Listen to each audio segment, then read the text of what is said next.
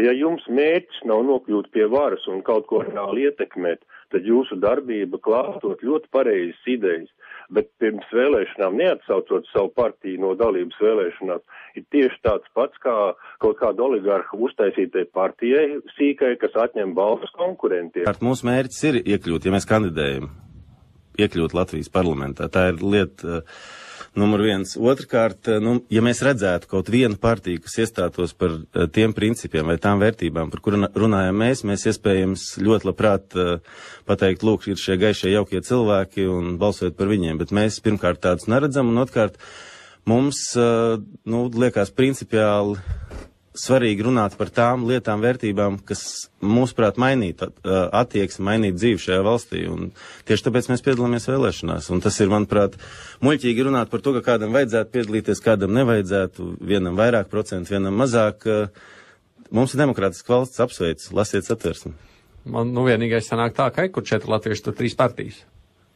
Kaut vai 100 partijas, piedodiet man, bet kā jūs iedomājaties, ja mums atšķirās uzskati, mums jāpienojās vienā partijā vai dombiedru grupā? Latvieši vienmēr būs tādas sašķelt līdz ar to. Bet, es nezinu, es domāju, kā jums šķiet, ka citās valstīs ir krietni mazāk partiju? Tas, kad ir, teiksim, 2 vadošās vai 3 vadošās, viņiem ir daudz dažādu interešu grupu, Mums ir vairāk priekšlikumu, cilvēki ierosina izvirzīt Aladinu, zelta zivtiņu, jo viņi prāt politiķi tieši tāpat kā šīs te mītiskās pasaku personas nodarbojās ar nerealizējumu vēlēšanu un nerealizējumu, teiksim, kā zelta zivtiņu 3 vēlēšanas, ar kurām beigās tu attopies, kā mēs zinām, kur. Vai jums ir savas sarkanās līnijas? Sarkanās līnijas, tas tāds populārais, proti lietas, no kurām, ir sarkanās līnijas, nenoliedzam, mēs nekad nedalīsim Latvijas iedzīvotājus pēc, dzimuma, nacionalitātes, vecuma, seksuālās orientācijas. Mums jebkurš Latvijas iedzīvotājs ir būtisks. Mēs nekad nebūsim tādi cilvēki, kas kaut kādā veidā iestājās par ļoti labēju ekonomisko politiku. Mēs varam deklarēt savas vērtības, ka mēs uzskatām, ka pieņemot jebkādus ekonomiskus lēmumus, tomēr ir jāvadās vairāk, jāraugās, kā atbalstīt tos cilvēkus, kam ir grūtāk, protams, ņemot vērā reālo situāciju, jo solīt atkal, es te braucot uz Rīgu, klausījos, neatceros kungs, kas bija pirms manis kādu brīdi.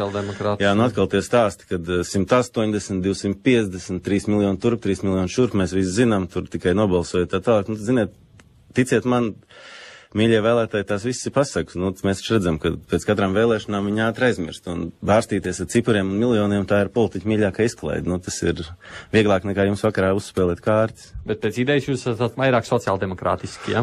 Protams, bet man liekas, tas ir cilvēcīgi, tas ir pilnīgi saprotams. Ja tev kaimiņam nav ko ēst, tad taču, neies uz veikalu pirkt sarkanos ikrus, bet varbūt palīdzēs viņam nopirkt kaut maizes gabaliņu. Kāda ir kunga attieksme pret tautu pašnoteikšanās tiesībām, osetīni, baski un tam līdzīgi?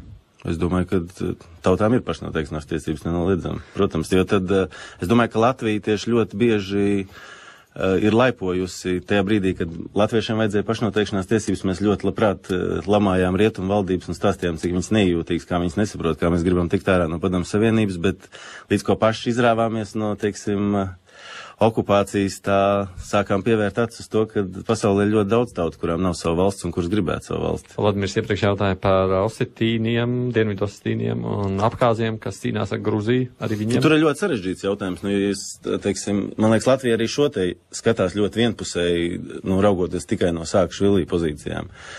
Protams, es esmu bijis Gruzijā un arī runājis gan ar Abhāziem, gan ar Gruzīniem par šo konfliktu.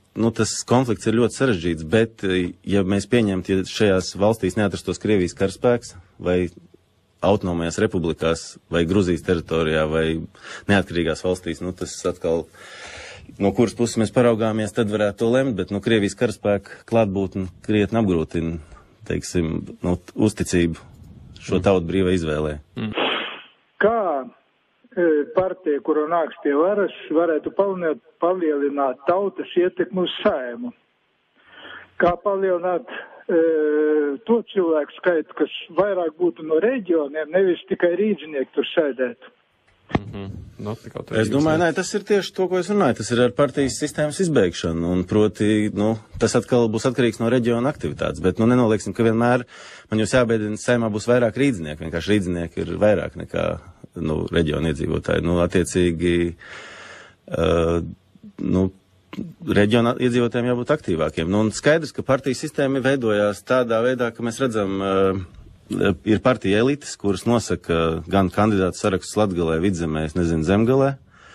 Un, protams, cilvēkiem, kas no reģioniem domā par, savu reģionu vai novadu attīstību, viņiem ļoti grūti iekļūt Saeimā, jo tur jau sēž kaut kādi 5-6 bonzes priekšā, kuriem ir katram savs, mazais oligarhs sponsors blakām, un diez vai šiem cilvēkiem no reģioniem kādreiz izdosies izkārpīties pat caur tām partijas kāpnēm. Ko darīt ar satversmi? Es domāju, ka satversme jau nav nekāda svētā govs. Es domāju, par to ir jārunā un pilnīgi lielisks iespējas viņu mainīt. Es nezinu, man liekas, nav nekas tāds, ko mēs nevarētu mainīt, lai labāk dzīvotu. Jaunu, pavisam citādāk? Kāpēc satversme? Es domāju, satversme tā ļoti daudz labas lietas ir ierakstījuši. Tā kā es domāju, jaunu pavisam ne. Es domāju, jārunā tieši par vēlēšanu kārtību un par, lielāku iespēju iedzīvotājiem piedalīties, iekļaut, konsultatīvo referendumu jautājums vai, protams, mēs skatāmies uz elektronisko balsošanu, uz elektroniskajiem referendumiem. Tautas vēlēts prezidents? Es pat nezinu, vai tieši tautas vēlēts prezidents. Es domāju, mums vairāk vajag tautas vēlēt varu, nevis tautas vēlēt prezidentu. Man liekas, tas ir vēl viens tāds grābeklis, kur cilvēki apdomājot, ka mums ir kaut kādi pusdievi, kurus mēs ievēlēsim, viņi visi sakārtos. Zatler kungs ir spilgts piemērs. Nav viņš nekāds pusdievs. Nezinu, vai tiesas ir noziedzīgas pēc būtības. Es domāju, ka es varu piekrist, ka mēs esam ceļā uz tiesisku valsti, jo, kā mēs Lato labas grāmatu tiesāšanās kā ķēķis pierāda, ka tiesām ir daudz, un tiesa varēja ļoti daudz un dažādas problēmas. Bet es uzskatu, ka tas iet labumā, un es domāju, ka krietni labāk nekā bija pirms kāda laika. Kristaps jautā, kāpēc jūs atbalstāt marihuānas dekriminalizāciju? Nē, mums ir brīvais balsojums šajā, jums ir partijā gan cilvēki, kas atbalsta marihuānas dekriminalizāciju, gan kas ir pret. Tā kā mēs nevaram vienoties par šo jautājumu, mēs neesam iekļaujuši to savā programmā. Jūs domājat par to, ka oligarhi, ja viņus kontrolētu, tad strādāt labāk nekā, tā vai izklausīties, es mēģinu, kas ir oficiāns. Es stipri šaubos, jūs taču ļoti labi zināt, kad baro vilku, cik gribi, jūs zināt, uz kurien viņš skatīsies, un es domāju, tas ir. Es tiešām atkārtoju, ka oligarhi nav galvenā un vienīgā nelaime šajā valstī, bet, protams, ka šie cilvēki ir ļoti ilgā laika posmā pierādījuši, ka savas kabatas vai savi biznesi viņiem ir daudz, daudz tuvāki par valsts interesēm. Zigis jautāja, jūs apgalvojat, ka negribat dalīt Latvijas iedzīvotājus, bet viņam mums ir sadalīti tagad tādās krievu latviešu kultūras informācijas telpās dažādi. Mans jautājums, uz kādas idejas pamata vai uz kāda mēķa bāzes, ja neskaitāt lielāku putras bļodi, jūs varētu apvienot tos Latvijas iedzīvotājus? Piedarība Latvijas Republikai. Es domāju, tas ir vienīgais un vēlme dzīvot pēc iespējas labāk tieši šajā teritorijā, Latvijā. Tas ir vienīgais, uz ko mēs, es domāju, varam apvienot. Protams, ka cilvēki darīja, un tas, man liekas, ir arī ļoti skaisti, ka Latvijā ir tik dažādi tie cilvēki. Gan gribētos, protams, lai viņi būtu vairāk. Pēdējais zvans, halo. Labdien. Labdien. Būtībā ļoti sakarīgs cilvēks, bet man tāds jautājums. Es drusku nobažījos par to progresīvo, iepriekš runāju ļoti daudz par to progresīvo, jā. Es slapju muguru nopelnu pāris tūkstošus, un tagad man atkal ir jādalās, atkal 30% nost.